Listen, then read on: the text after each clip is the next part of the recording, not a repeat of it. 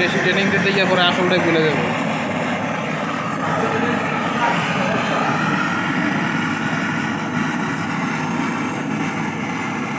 তাহলে আমরা আগে ডিসচার্জ জ্বালাই দিলাম, তারপরে এখন সাকশন জ্বালাই দিচ্ছি।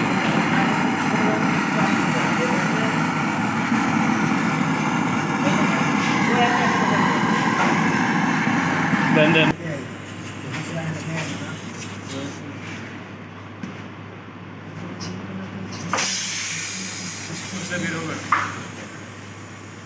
ঠিক আছে। লিক টেস্ট করবো স্যার? ডিসচার্জ লাইনে লিক টেস্ট করতে হবে। ডিসচার্জ লাইনে দেন সাবানখানা। ঠিক আছে।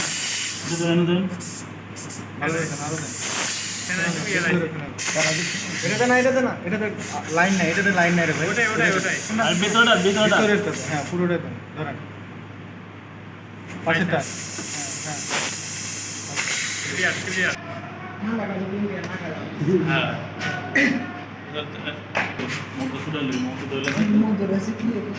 কিছু কিছু কর না এটা তো স্যার হবে এটা বড় হয়ে গেছে বাকি হবে কত বড় হয়ে গেছে ডাক শক্ত হয়ে গেছে এটা আগে থেকে আর এটা আগে থেকে এটা এটা চলছি কোন নাকি স্যার আমরা ফিস্টিক করে ফেললাম, কালকে পানি খাবো। আমার তো ডিপ ফিস্টিক করছি, এরকম নর্মালে পানি যাবে তুমি।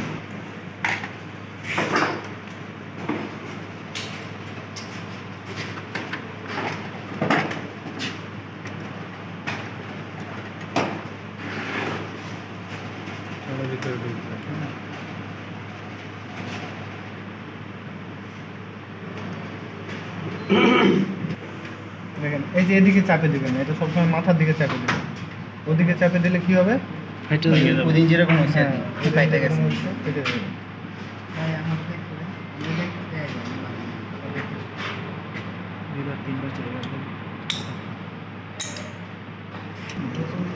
এমনি ধরে, ওটার সাথে লাগানোর দরকার নেই, এমনিতেই হবে। হ্যাঁ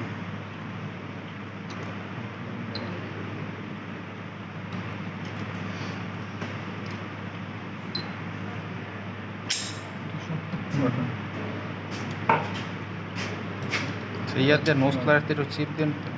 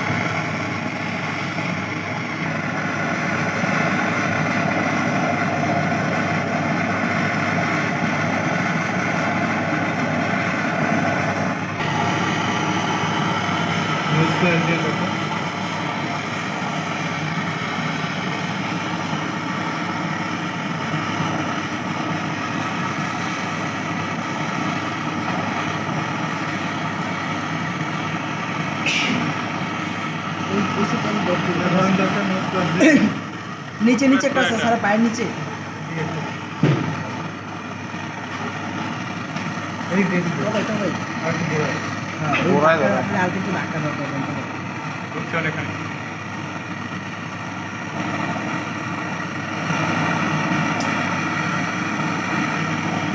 অনেক দিকে গেছিল অনেক নিচে যায়নি, মাথাতে আবার ব্লক হয়ে গেছে নাকি।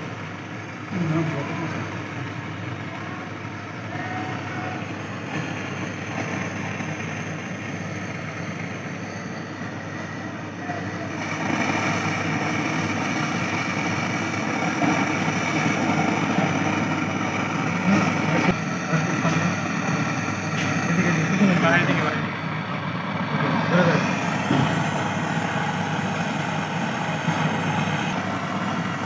আরেকটু সামনে আসুন। বেশি হয়ে গেল। ওকে ওকে।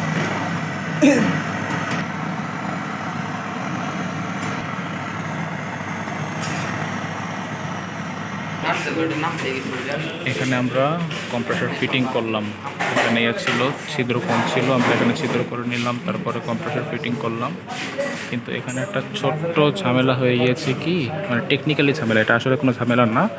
আমরা এখানে এই যে ডিসচার্জ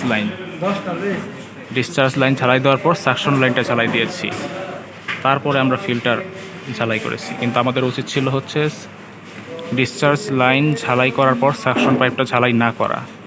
তাহলে সুবিধাটা কী হতো, আমরা ডিসচার্জ লাইন ঝালাই করার পর সুইচিং করার পর আমরা যদি ফিল্টারটা লাগাতাম, ফিল্টারটা লাগানোর পর এটা যদি খোলা থাকতো তাহলে আমরা তখন কম্প্রেসর চালাতাম, এই যে চার্জিং লাইন দিয়ে হাওয়া ঢুকে পুরো সিস্টেম ঘুরে, ক্যাপিলারি টিউব ঘুরে, ফিল্টার ঘুরে, এখান দিয়ে সাকশন লাইন দিয়ে বাতাসটা বেরোতো। তখন আমরা বুঝতে পারতাম যে এই ফিল্টারের ভিতরে কোনো জ্যাম নেই।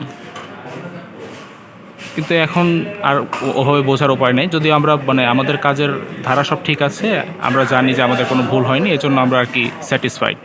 কিন্তু প্রকৃতপক্ষে ক্লায়েন্টের কাজ করতে গেলে আমাদের খেয়াল রাখতে হবে যে আমরা যদি ডিসচার্জ লাইন, যখন আমরা নতুন কম্প্রেসর ইনস্টল করব, তখন ডিসচার্জ লাইন ঝালাই দেওয়ার পর যদি পিতল ঝালাই দিতে হয় পিতল দ্বারা ঝালাই দেব, যদি ব্লেজিং রড দিয়ে ঝালাই দিতে হয় ব্লেজিং রড দিয়ে ঝালাই দেব। এরপর আমরা ফিল্টারটা ইনস্টল করে নেব, ক্যাপিলারি প্রান্ত, এই বাকি প্রান্তগুলো আমরা ঝালাই করে তারপরে আমরা এখান দিয়ে বাতাস দিয়ে চেক করব যে আমাদের পুরো সিস্টেমটা দিয়ে বাতাসটা ওকে ঠিকভাবে পাস হচ্ছে কিনা। ঠিক আছে, তো আমাদের এখন installation complete, compressor installation complete. আমরা এরপরে আমরা কি করব, এরপরে আমাদের কাজ হচ্ছে সিস্টেমটাকে পুরো ভ্যাকুয়াম করব, এরপরে গ্যাস চার্জ করব। তো আজকে এই পর্যন্তই। আমরা এখন কম্প্রেসর ইনস্টল করে রাখলাম। পরবর্তী পার্টে আমরা দেখব যে কিভাবে এটা ভ্যাকুয়াম করে একেবারে ফাইনালি গ্যাস চার্জ করতে হয়।